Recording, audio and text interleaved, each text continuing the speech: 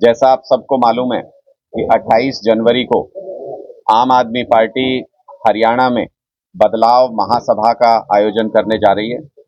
उसके लिए अभी हम पूरे प्रदेश के अंदर न्योता देने के लिए जगह जगह पर नुक्कड़ सभाएं करेंगे, गांव-गांव में सभाएं करेंगे।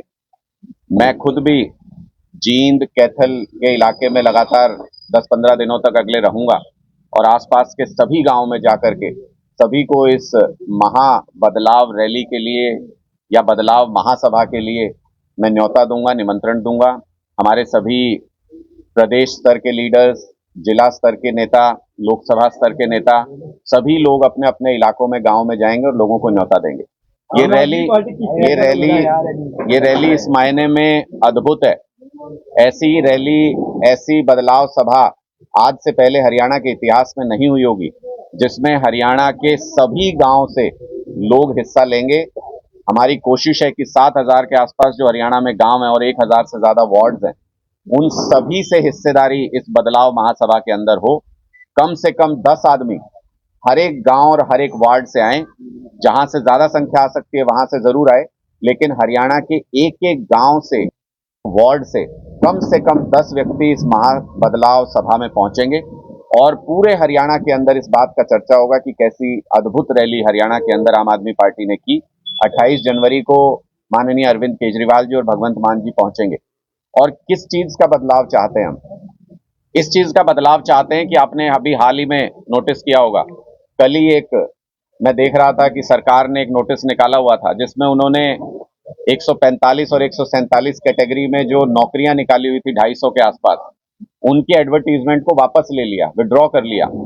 जहां एक तरफ पंजाब में पंजाब सरकार अभी तक 45,000 के करीब सरकारी नौकरी दे चुकी है, 700 अपॉइंटमेंट लेटर आजकल में ही मान साहब बांटने वाले हैं।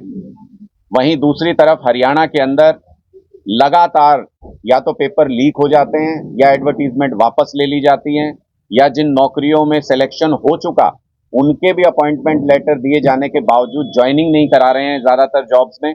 हरियाणा का युवा दर दर भटक रहा है नौकरियों के लिए। 2 लाख से ज्यादा सरकारी नौकरी, 2,09,000 के आसपास सरकारी नौकरी इस वक्त हरियाणा में खाली है।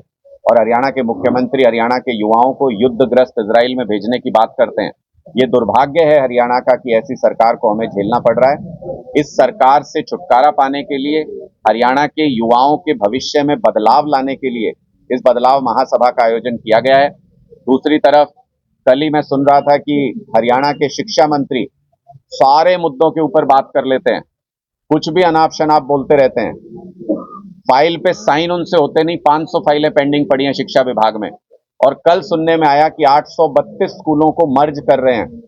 इसका मतलब, ये मर्ज तो अंग्रेजी का शब्द समझा देते हैं, लेकिन उसका असली मर्ज जो है, उसका असली मर्ज ये है कि ये 832 स्कूलों को बंद करने जा रहे हैं। इससे पहले लगभग 4,000 के आसपास भारतीय जनता पार्टी के कार्यकाल में, अगर सारे डॉक्यूमेंट को खंगाल के देखेंगे तो 4,000 स्कूलों को अब तक भारतीय जनता पार्टी की सरकार मर्जर के नाम पे बंद कर चुकी है। अलग अलग जगह पे, एक एक गांव के अंदर भी अगर जूनियर ब्रांच और सीनियर ब्रांच भी थे, मर्ज करके उन सारी बिल्डिंग्स को, कहते हैं 20 से कम बच्चे जहां पे होंगे वहां पे हम स्कूल बंद कर देंगे। मैं पूछना चाहता हूं शिक्षा मंत्री जी से कि 20 से कम बच्चे हो कैसे जाते हैं स्कूल के अंदर? मुख्यमंत्री मनोहर लाल खट्टर जी को यह बताना चाहिए कि क्या हरियाणा के गांव में बच्चे पैदा होने बंद हो गए? क्या हरियाणा के पेरेंट्स ने अपने सारे बच्चों को विदेश पढ़ने के लिए भेज दिया? क्या हरियाणा के गांव में जनसंख्या कम होनी शुरू हो गई? ये 20 से कम बच्चे हो कैसे जाते हैं? 2-2 कमरे के प्राइवेट स्कूलों के बाहर पेरेंट्स की लाइन लगी रहती है एडमिशन के लिए, और 2-2 एकड़ में बने हुए सरकारी स्कूलों में ये कहते हैं 20 से कम बच्चे हो गए। बच्चे क्या करेंगे उस स्कूल में आके, जिस स्कूल के अंदर न बिल्डिंग, 8,000 कमरों की कमी है हरियाणा के स्कूलों में, न टॉयलेट है, 1,500 स्कूलों के अंदर लड़कियों और लड़कों के लिए टॉयलेट नहीं है, न बिजली है, 250 स्कूलों के अंदर बिजली नहीं है, न बेंच है, जमीन पे सर्दी में बैठना पड़ता है बच्चों को, ना कोई भी पीने के पानी की अच्छे तरीके से व्यवस्था है, ना कहीं पे चार दीवारी, ना खेलने का ग्राउंड। और जहां पर कुछ है भी, कहीं कोई बिल्डिंग बनी हुई है तो वहां पे टीचर नहीं है। 30,000 से ज्यादा वैकेंसी सरकारी स्कूलों के अंदर पड़ी हुई है। ऐसे स्कूलों में पेरेंट्स अपने बच्चों को भेज के क्या करेंगे? इसलिए वो कहीं भी अपना पेट काट के प्राइवेट स्कूलों में बच्चे का दाखिला कराते हैं। और जब वो बच्चे 20 से कम हो जाते हैं तो सरकार को बहाना मिल जाता है स्कूलों को बंद करने का। हम बदलाव महासभा के जरिए पूरे हरियाणा को आमंत्रित करना चाहते हैं कि अगर आप इस सरकार से मुक्ति चाहते हैं, बदलाव चाहते हैं, तो जैसे पंजाब और दिल्ली में हमने सारे स्कूलों को बदल दिया, वैसे हरियाणा में भी स्कूलों को बदलने की हिम्मत रखते हैं। अरविंद केजरीवाल जी के पास वो नुस्खा है जिससे हरियाणा के सारे सरकारी स्कूल शानदार हो सकते हैं। हम हरियाणा में भी 2024 के बाद ये करके दिखाएंगे। सभी से इस बदलाव के आंदोलन में हिस्सा लेने की अपील करते हैं। अनुराग जी, दिल्ली के बाद जो है हरियाणा में ईडी की कार्रवाई चल रही है, कैसे देखते हैं कार्रवाई? देखिए, मुझे लगता है कि ईडी का मुख्य कारण क्या था। ईडी को जो कानून बनाया गया और ईडी को बनाया गया, उसका मुख्य कारण था कि ड्रग्स के अंदर जो पैसा इन्वॉल्व है उसकी चेन को पकड़ के उस तबाह किया जाए ड्रग्स के उस धंधे को।